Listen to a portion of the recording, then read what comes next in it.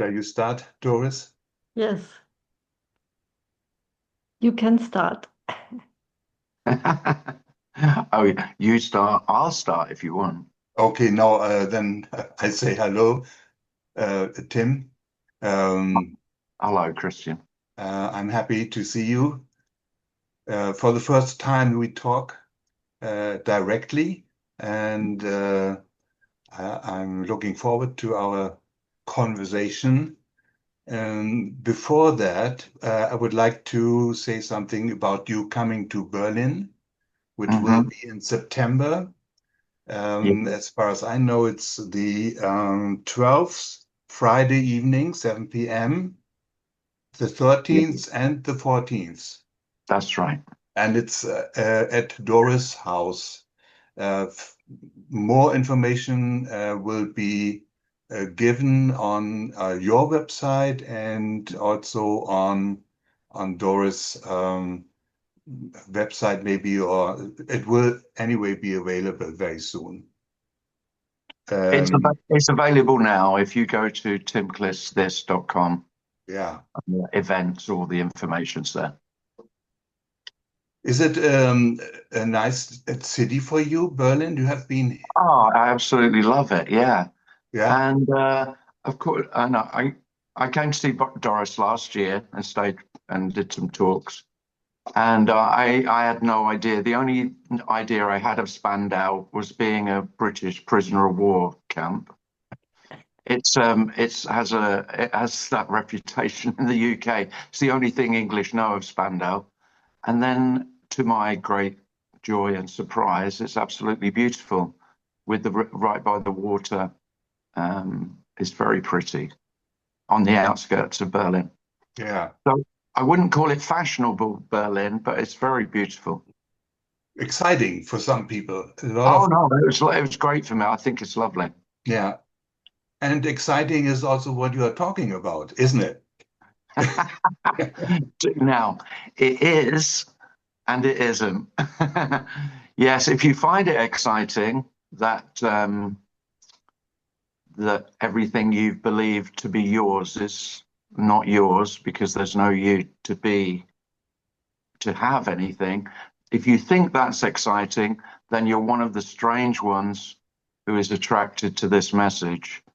For most people, it's very, very unattractive because it sounds nihilistic. And yet, of course, it's not nihilistic at all. The loss of everything is the obviousness of everything. So when nothing is yours, there's just everything, which of course there always was. But you said there was what's mine and what's not mine.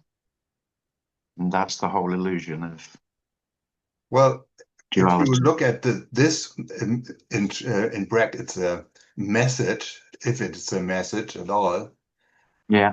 I think if you compare this to all we know in our so-called culture, where the I has such an importance, it would shadow the whole view on everything.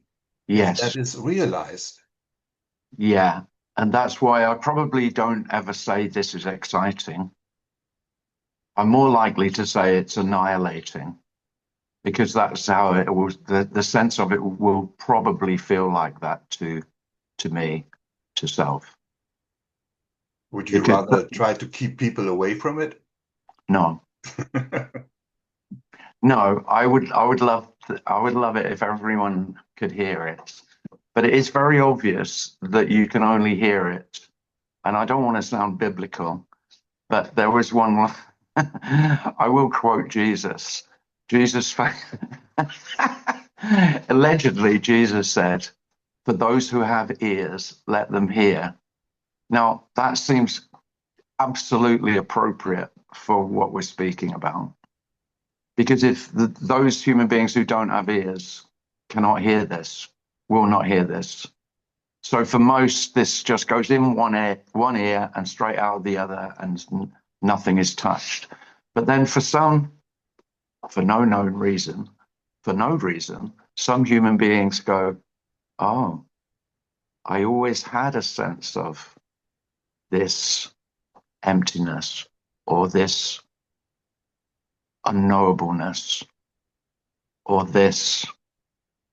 wonder, this wonder of not knowing.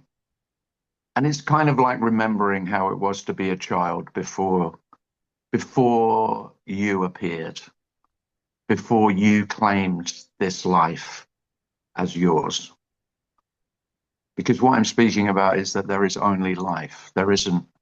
Life doesn't belong to you. Life doesn't belong to me. Life is whole and complete without exception. And there are some human beings who have always had an underlying sense of that. And so the word that's usually used is resonates. So this message resonates. And there's something that says, it's not you that says it. You definitely don't say this. You say, don't be ridiculous.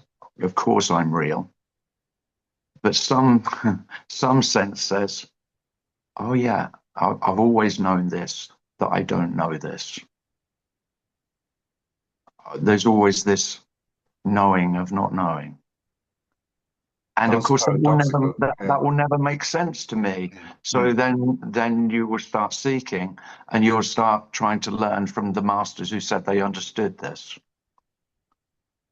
And I tried to do that for a very long time, listening to people who said they did know what they were talking about, until it seemed eventually I found people who said they didn't know what they were talking about. And they were the ones who really resonated. It was a kind of key. It's like there's no key and there's no door, but you could say the fact that there isn't a key, that's the key. The fact that there isn't a door, that's the door. Because this is open. When I first heard the open secret, as Tony Parsons called it, that resonated just without any doubt at all. Of course, this is it. Of course, this is open. Of course, the secret is that there is no secret. And ever since I heard that, I wanted to tell everyone. So initially, I got quite evangelical about this and wanted to tell everyone, like it's the good news, the gospel. Mm-hmm. And unfortunately, it's not wise to be an evangelist because self will defend its honor, its right to be itself. It's to the death. You know, literally, it feels like a matter of life and death. That's why in the seeming falling away of the sense of separation, it can feel like dying. Me will say, if this carries on, then I will die. This will kill me. Because there is already some sense that I don't exist. And I have to, the sense of me has to continually maintain itself. And the best method self has of doing that is fear. So almost universally, there are some human beings who seem to have gone through an awakening or a falling away, and it wasn't terrifying. But for virtually everyone, there was great fear, often despair. Did it happen to you in that way too? Yes. So the fear of death is a kind of Yes. like a barrier or something like that seems to, on one hand, trigger the search. For me, it is or has been always. Yeah. Because this idea is just an idea that I will not be there at one point. For me, it's also coming closer. And the older you get, the more it seems, oh, I don't have much time left now. No. So it is kind of an urgency there. Yeah. To see what is going on here. What is the truth about this all? That's right. Yeah. And of course, so what's very popular are speakers who will tell you that they know the truth of what's really going on here. And what are not so popular are speakers who will say, well, actually, there's nothing going on here. Mm. Because to self, that's not satisfactory. That's never going to feel a satisfactory answer to me. Because there's nothing in it for me. There has to be I want the knowledge of what's actually going on here. And what I always speak about is, well, that's a futile search. There is nothing actually going on. There is what seems to be going on, and that's all that's going on. So unlike a lot of non-dual speakers who talk about looking behind the veil, hold on a second.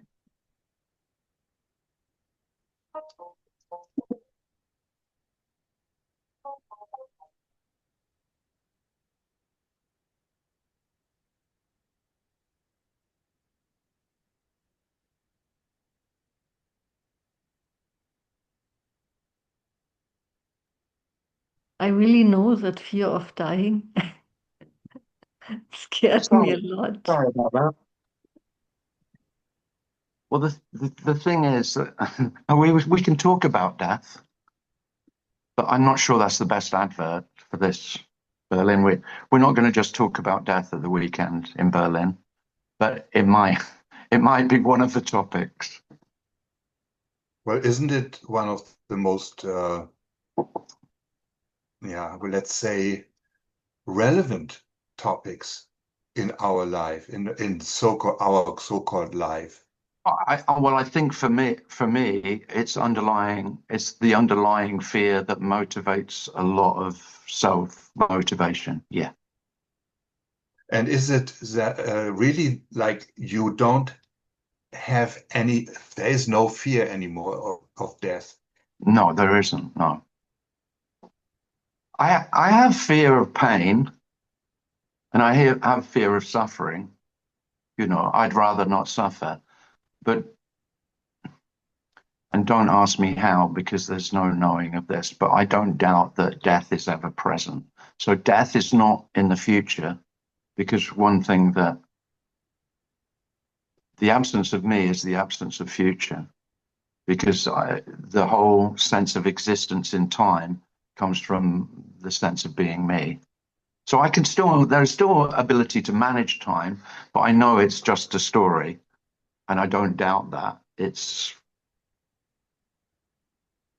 So death is present, ever present. Life and death are not two. So what we call life, we self can only imagine that death is some opposite to that, something very different from life, whereas actually death is everywhere. This is always born and always passing away. It's the space between where I live that is illusory. This space between beginning and ending. This is the beginning and this is the end, with no space between. Could you say that one of the illusions is the feeling of continuing or duration, or something that holds Exactly. on, that there's an identity that is Yeah, stable in time? absolutely. So much so that I titled my book The Illusion of Continuity. Ah, that's a new one. Yeah. Yeah, okay.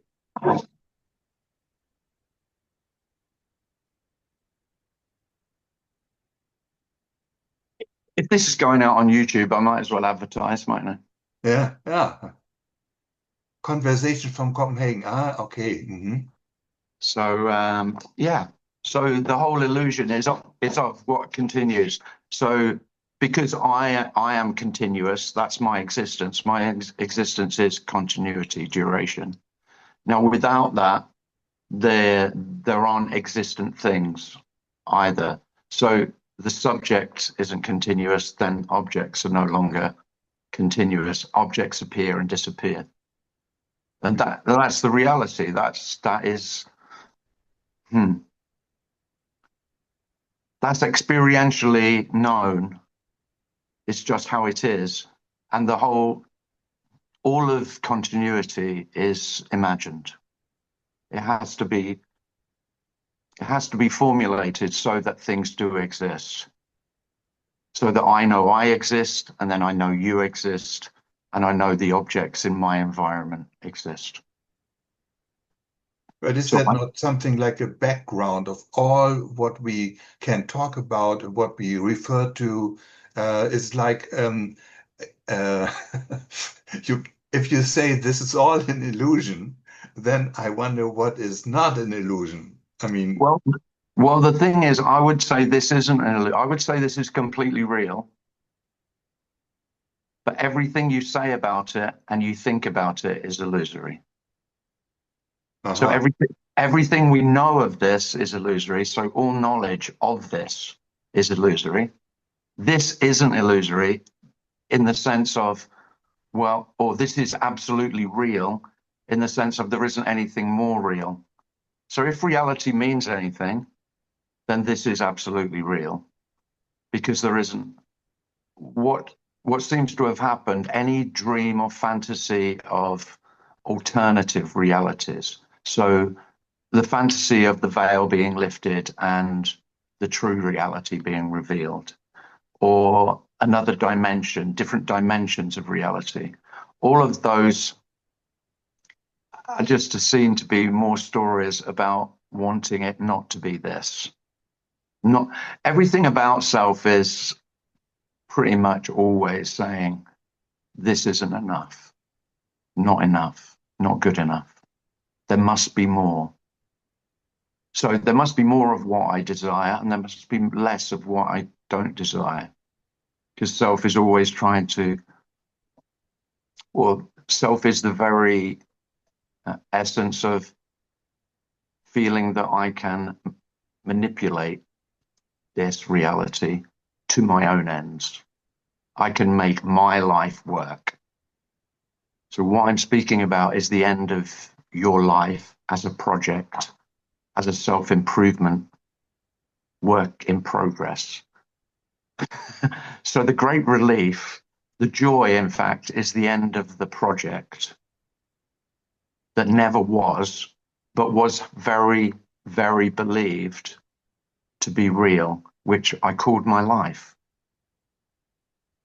So life isn't a job anymore, because the one who was working is redundant, or is more than redundant. He's completely absent. He just lay down and didn't get up again. Is there something like, I mean, everything seems to happen as before. There's the capacity of talking, of walking, of going somewhere. There's obviously something like intention. I have to do this, or I have to go there. So this is all going on. And it's not in the sense of I'm in a dream. No. So there is something like what I would call a background, which some people even call God, something that directs it, or there's some structure given. Right, and I would never speak about that. To me, there's no. That's the idea of there has to be some structure. There has to be some a source. This has to come from somewhere. And what seems to be undoubted is that no, this appears and disappears. So there is no source. So this doesn't have any continuity. So even this doesn't continue. Yeah. And this is all there is. So in that sense, I mean, it's the annihilation of God as well, because God is the idea that, okay, I'm temporal, you're temporal, all objects, all things change. They're born and they live and then they pass away. No, everything is born. That is life. And then the passing away is simultaneous with the birth. So you can't find anything continuous, even God. Now, what's very popular in non-duality is to call this what does remain consciousness. Mhm. That's incredibly popular. Mhm. But I've never.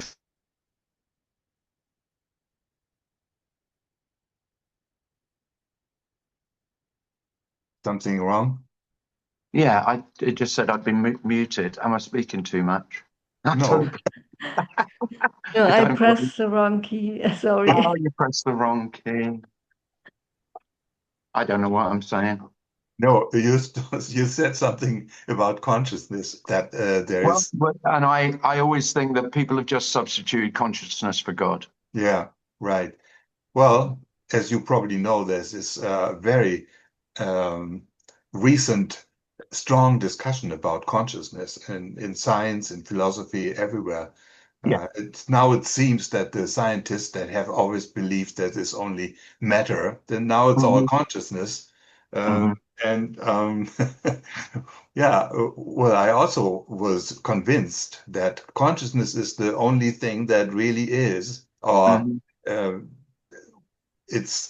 seems to be uh, well obvious, like I am, and there is consciousness. I Well, can talk. So yeah. mhm. Well, I would say, you see, then the thing here is, I would say, well, that is what died. That the sense of I am is what seemed to die. Hmm. Now, I could, if it sounds like playing with words, but I could say what's left is am. But the thing about am is it's exactly the same as is. So what I called myself, amness, the being that I said I am, is the same being as everything is. So there just is, but I have no sense at all that what that is consciousness or awareness. I just think there's such abstract words. They're just intellectual, I don't know, just to maintain that there is something that's primary. So that what I'm suggesting and what I really think is the most liberating is that there is nothing primary. Nothing comes before, nothing is the source. And by nothing, I don't mean nothing as something, because somebody said to me the other day, well, all you've done is you've made nothing into God. Mhm. And I went, no, when I say nothing, I mean nothing. I don't mean nothing as something. Emptiness. Yes. Yeah, well, this is another not I wouldn't say concept because you mentioned this, well, you use this word, emptiness. Maybe it's from the Buddhist Shunyata. I'm not sure what it is really. In one context, it means the ideas and words are empty. Yeah. They, if I say God is all there is, we would say, well, that's is empty. That's all empty. Yeah.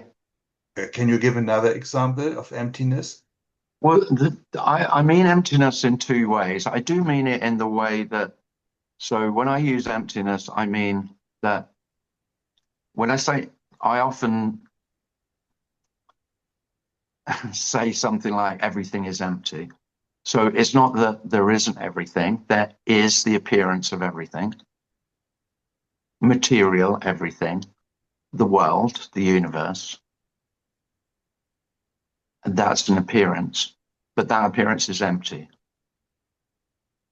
And by that, I mean empty of meaning, empty of purpose, empty of source, empty of story, empty of description. It's empty on all levels linguistically, especially, and then any meaning, any purpose, any story can be applied to that. But then all of the meaning that is applied, all of the purpose, all of the story, all of those are empty, essentially. So I mean it in that sense, but I also mean that what appears, I mean it materialistically as well. So materialistically, the world seems solid and corporeal. you know, manifest, but that is also the unmanifest. It is empty. So it is both full and empty. And again, something that resonated here so powerfully when I heard Tony Parsons say it, he talked about empty fullness.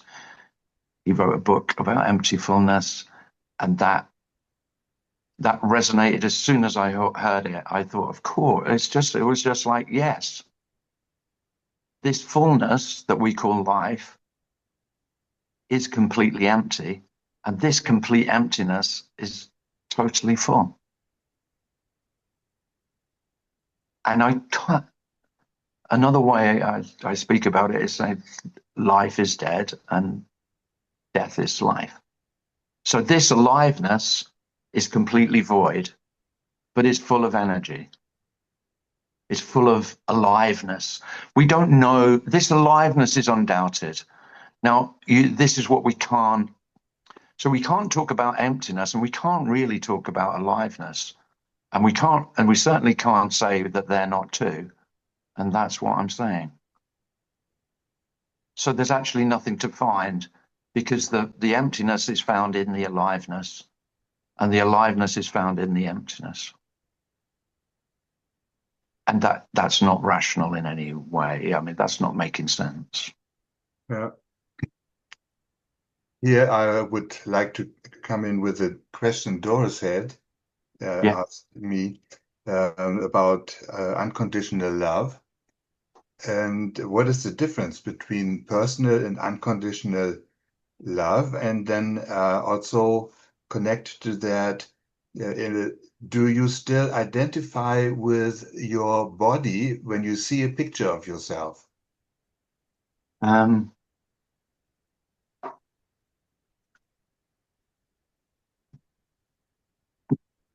It's funny, the identification, it's not that I don't recognize. It's a bit like someone calls, if I hear my name called, I'm going to turn around. Seeing a picture of me is like that. It's reactive. So there's a recognition. But it's the body recognizing it, not me. Now, that might, again, sound like playing with words, but it feels very different. And I don't see me in the mirror. Quite often when I look in the mirror, I see my father. I don't know if you've done that, Christian. Yeah. Because I, the sense, if I feel an age, I'm about 26 or something like that. So when there's an old man looking out of the mirror, I go, I look very much like my father did. So I'm more likely to recognize in my face, I'm more likely to recognize my dad than me, which is interesting. But I was incredibly vain. I was very self-conscious and vain. And I would say, I don't talk about many of the benefits of the loss of the sense of self as a solid reality. But the absence of self-consciousness is wonderful. Okay. So in a very real sense, I do not see myself, because there isn't anyone, because it's only me would recognize me. And there's no recognition. But there is a recognition of, that face is familiar. And certainly there's no thinking about how you appear. No, and yet, of course, it's still all the same habits and tendencies still remain. So I like dressing appropriately. I don't like upsetting people still. So I usually follow all the social norms, but they're not, I'm not afraid of what people will say about how I dress. It's just sort of a very natural thing to do, as opposed to the self-conscious anxiety that was always there for me about what will others say about me. Well, that comes from it being undoubted that you can't see me. When it was undoubted that I couldn't see myself, and that I'd never seen myself, that happened. They weren't two separate realizations, you could say. In fact, I wouldn't even say they were realizations. It was just oh no, there was never anyone to see. anyone else. Because the whole notion, if you think about seeing yourself, it's quite hilarious, because of course there has to be two selves for that to happen. And yet we don't even speak about this. It's just a given that I know myself. So who is it that knows who?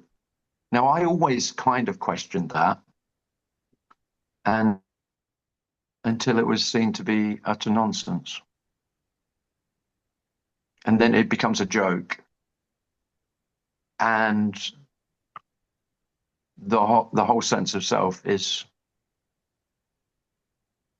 tragically amusing, because I know self creates so much misery for human beings.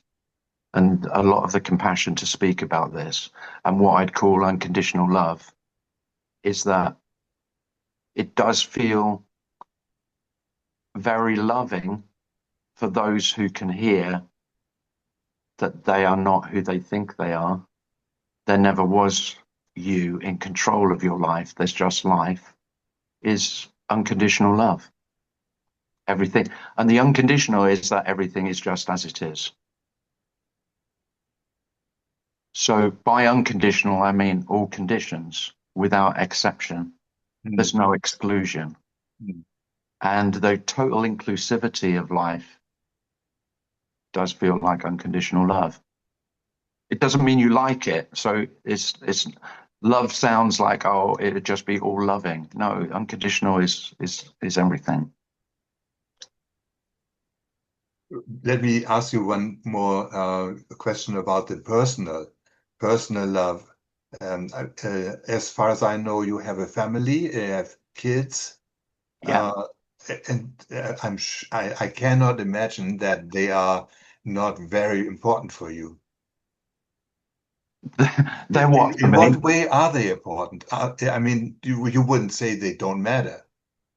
Oh, no, oh, absolutely not. No, so of course the nature of unconditional love is that it's inclusive of all conditional love.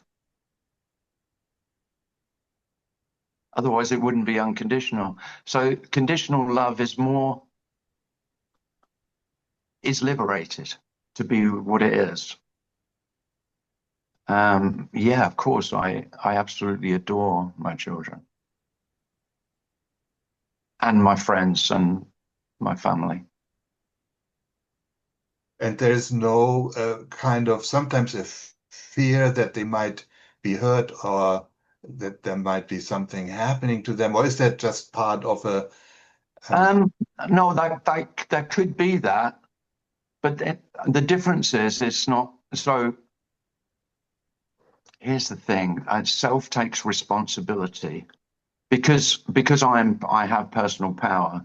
I can take responsibility for my children's welfare, my family's welfare, my friends' welfare. I can take responsibility for my country's welfare.